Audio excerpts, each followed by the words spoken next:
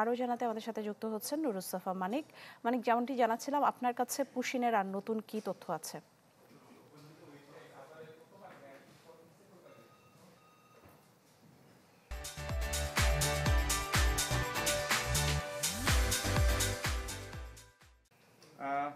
বশিরের নিশি যে আমরা দেখছি যে চলতি মাসে অর্থাৎ মে মাসে এ নিয়ে 4 দফায় খাগড়াছড়িতে প্রায় 118 জনকে কিন্তু যে কূটনৈতিক শিষ্টাচার রয়েছে কিংবা কূটনৈতিক চ্যানেল রয়েছে সেটি ইয়ে করে কোনো ধরনের তোয়াক্কা না করে ভারতের যে সীমান্তরক্ষী বাহিনী বিএসএফ তারা কিন্তু 4 দফায় খাগড়াছড়িতে 18 জনকে কিন্তু তারা পুশিং করেছে এবং সবশেষ আজকে 14 জনকে পুশিং করেছে, যেটি আমরা খবর পেয়েছি যে 3 পরিবারের সদস্য রয়েছে এখানে এবং তাদেরকে সবশেষ পাওয়া তথ্য অনুসারে হচ্ছে স্থানীয় একটি প্রাথমিক ডিপি পাড়া সরকারি প্রাথমিক বিদ্যালয় নামে একটি বিদ্যালয়ের আশ্রয় রাখা হয়েছে মানবিক কারণে। এবং আমি স্থানীয় যে জেলা প্রশাসক রয়েছে খাগড়াছড়ি ওনার সাথে কথা বলেছি, তিনি আমাকে জানিয়েছেন তাদের যে পরিচয় শনাক্তের জন্য কাজ করছেন এবং তাদেরকে যে বলা হচ্ছে তাদেরকে ভারতের বিভিন্ন রাজ্য থেকে তারা শ্রমিকের কাজ করতেন, তাদেরকে আটকের পর তাদের যে পরিচয়পত্র কিংবা শনাক্তের জন্য যেসব কাগজপত্র রয়েছে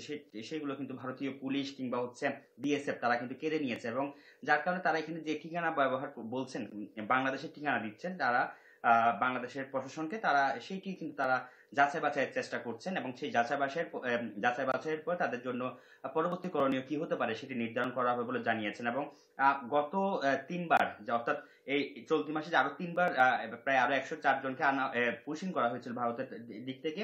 তাদের বিষয়ে আমি জানার চেষ্টা করছি প্রশাসনের থেকে, প্রশাসন বলছে তাদের মধ্যে 103 জনের পরিচয় শনাক্ত হয়ে গেছে, তারা বাংলাদেশের বিভিন্ন জেলার নাগরিক। তাদেরকে তাদের স্বজনদের কাছে প্রশাসনের যে মাধ্যম রয়েছে তার মাধ্যমে কিন্তু তাদেরকে হস্তান্তর করা হচ্ছে এবং একজন ভারতীয় নাগরিক থাকায় তাকে কিন্তু মামলার মাধ্যমে তাকে কিন্তু পুলিশে অর্থাৎ কারাগারে প্রেরণ করা হয়েছে। সব মিলিয়ে বলা চলে যে এভাবে যে অমানবিক ভাবে মানুষজনকে যে পুশিং করা হচ্ছে এই নিয়ে কিন্তু এলাকার মানুষের মধ্যে আতঙ্ক রয়েছেন। তারা বলছেন যে দেশের নাগরিক হোক না কেন তাদেরকে যাতে একটি যে কূটনৈতিক চ্যানেল ব্যবহার করে যাতে তাদেরকে ব্যবস্থা নেওয়া হয় কিংবা উদ্যোগ নেওয়া হয় সেই বিষয়ে এখানে কিন্তু নাগরিক সমাজ দাবি করেছেন। নিশি, এর জন্য আমার কাছে ধন্যবাদ মানিক আপনাকে। দর্শক, খাগড়াছড়ি থেকে পুশিনের সবশেষ খবর জানাচ্ছিলেন নুরুসফা মানিক।